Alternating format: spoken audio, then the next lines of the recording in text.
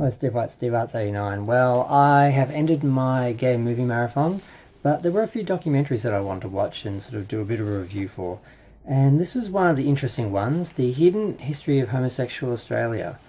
It's basically the history of gay people in Australia, and it's interesting. We have a slightly different history, I think, than most countries, seeing as we began as a convict colony.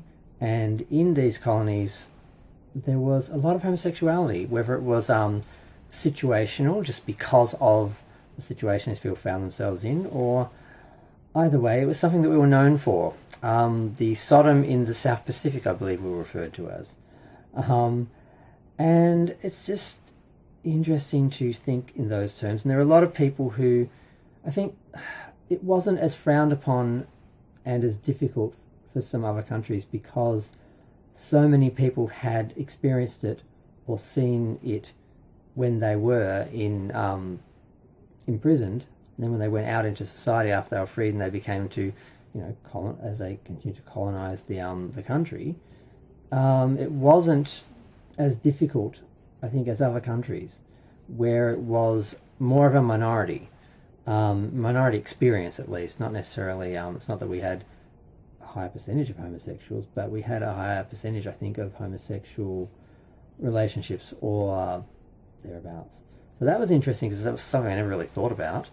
And we do have a few quite interesting and questionable characters like Captain Moonlight and James Nesbitt. We had the Passing Women, which was a group of women who would dress as men, some of whom married several times and lived as men without anyone knowing. We also have the sort of similar history of the vilification of gays, the association with, let's just call them pet groomers, because, I can't use the actual term, but in reality, 97% of pet groomers are heterosexual, yet somehow the gay community has been associated with and vilified by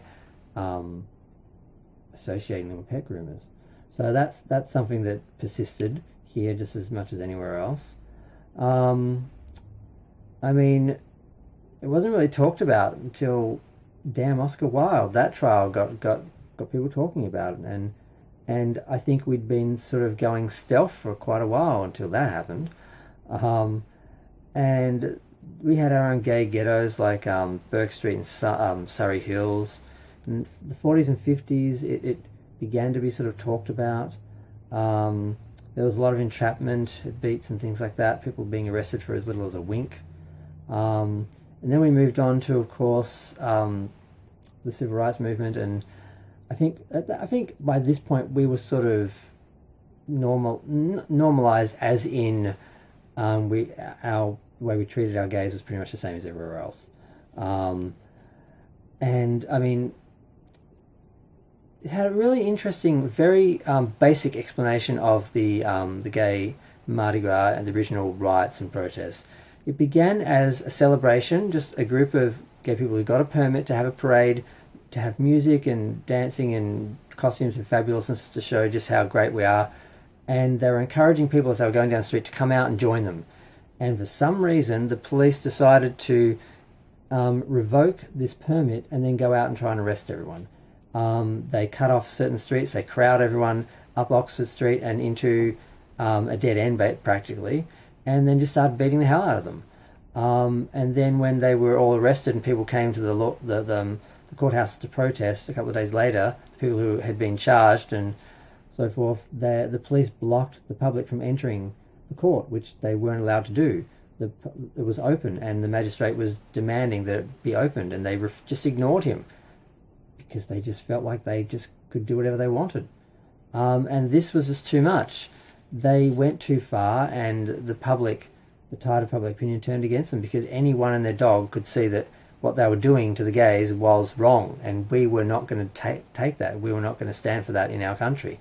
And that's why the movement towards homosexuality being decriminalised and just the progress of the gay civil rights movement started then, not because we were angry or screaming more or carrying on more, but because the public the Australian public had looked and seen that this is wrong, and the tide turned. And then everything followed after that. Of course, we had the Tasty riot, and we had, the sort of the commercialisation of the gay Mardi Gras, and then of course marriage equality, and it's gone fairly well since then.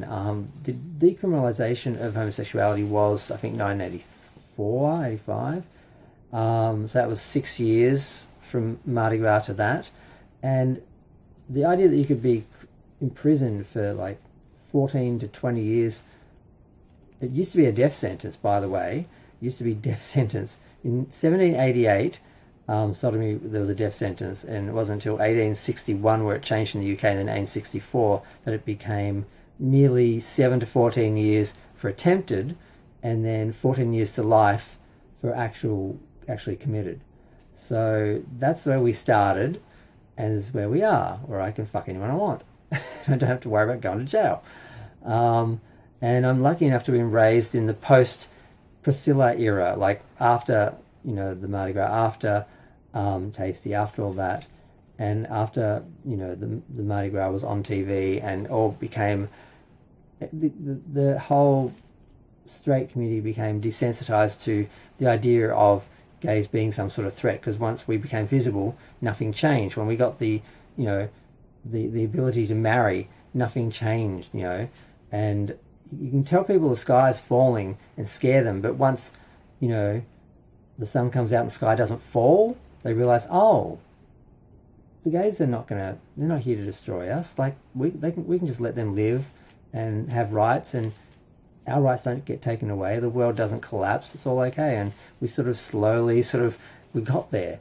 And this documentary covered that up until about the mid-90s.